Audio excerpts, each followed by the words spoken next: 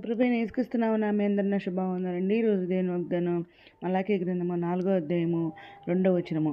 అయితే నానామందు భయభక్తుల వరకు మీకు నీతి సూర్యుడు ఉదయించును, అతని రెక్కల ఆరోగ్యం కలుగజేయను. కనుక మీరు బయలుదేరి కొవ్వింతోడు గంతులు వేయనట్లు గంతులు వేయుదురు అని వాగ్దానం ఇచ్చిన పరిశుద్ధాత్మ అర్ధరాత్రులేసి ప్రార్థన చేసి చెల్లించి మళ్ళీ ప్రార్థన చేసి దేవుడు అన్నప్పుడు దేవుడి వాగ్దానం ఇచ్చారు. వెంటనే షటర్స్ పెట్టిన చూడండి. అక్కడ నన్ను కూడా ఉదయకాల సాయంత్రకాల అర్ధరాత్రి ప్రార్థన చేసి త్యాగం చేసిన బైబిల్ దేవుని కృపలను పూర్తిగా రాస్తానండి. ఇంకో పాస్ ప్రార్థన కూడా చేస్తున్నాను అనమాట. ఈ విధంగా చేస్తున్నాను అనమాట. అయితే ఇక్కడ దేవుడు ఏమంటున్నారంటే, ఆయన నామందు భక్తులు మనకి నీతిశుడు ఉదయిస్తున్నారు అంటున్నారు. దేవుడిని రెక్కలు మనకి ఆరోగ్యం కలా చేస్తాయంటున్నారు అనమాట.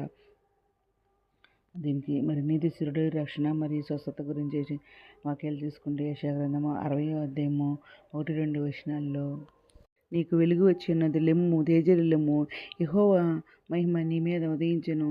చూడుము, భూమిని చీకటి కమ్ముచున్నది, కటిక చీకటి జనములను కమ్ముచున్నది. యెహోవా నీ మీద ఉదయించుచున్నాడు, ఆయన మహిమ నీ మీద కనపడుచున్నది అని చెప్పేసి దేవుడు ఇక్కడ మాట్లాడుతున్నారండి.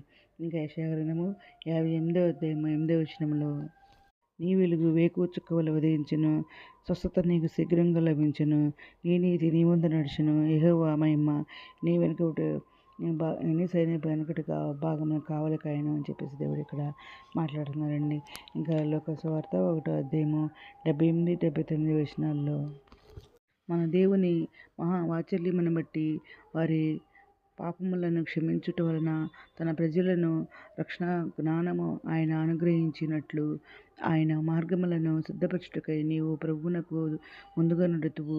మన పాదములను సమాధాన మార్గములోనికి నడిపించినట్లు చీకటిలోను మరణ ఛాయలోను కూర్చుండి వారికి వెలిగించుటకై ఆ మహావాత్సల్యమును బట్టి పైనుండి ఆయన మనకు అరుణోదయ దర్శనమును అనుగ్రహించను అని చెప్పేసి కూడా ఇక్కడ మాట్లాడుతున్నారండి. ఇంకా దేవునికి మరి భయపడే వారికి కలిగే ఆనందము విడుదల గురించి చూసుకుంటే కీర్తన గ్రంథము 84వ అధ్యాయము 11వ వచనము, దేవుడైన యెహోవా సూర్యుడును కేడెమునై అన్నాడు, యెహోవా కృపయు ఘనతయు అనుగ్రహించును, యథార్థంగా ప్రవర్తించే వారికి ఆయన ఏ మేలును చేయక మానడు అని చెప్పేసి ఇక్కడ దేవుడు మాట్లాడుతున్నారండి. ఇంకా యెషయా గ్రంథము 35వ అధ్యాయము 6వ వచనంలో 5-6 వచనాలు చూసుకుంటే, గుడ్డివారి కన్నులు తెరవబడెను, చెవిటివారి చెవులు విప్పబడెను, కుంటివారి దుప్పివలె గంతులు వేయును, మగవారి నాలుక పాడును, అరణ్యంలో నీళ్లు ఉబుకును, అడవిలో కాలువలు పారును అని చెప్పేసి ఇక్కడ దేవుడు మాట్లాడుతున్నారండి.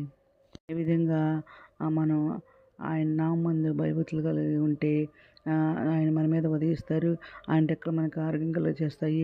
అప్పుడు మనం బయలుదేరి కొవ్విందోడలు గంతులు వేయనట్లుగా గంతులు వేస్తామని చెప్పేసి దేవుడు ఇక్కడ మనతో మాట్లాడుతున్నారండి. దినం ఇంత మంచి గొప్ప వాగ్దానం ఇచ్చినందుకు దేవునికి కృతజ్ఞతలు చెల్లించుకుంటూ ఈరోజు మనం ప్రార్థన చేసుకుందాము.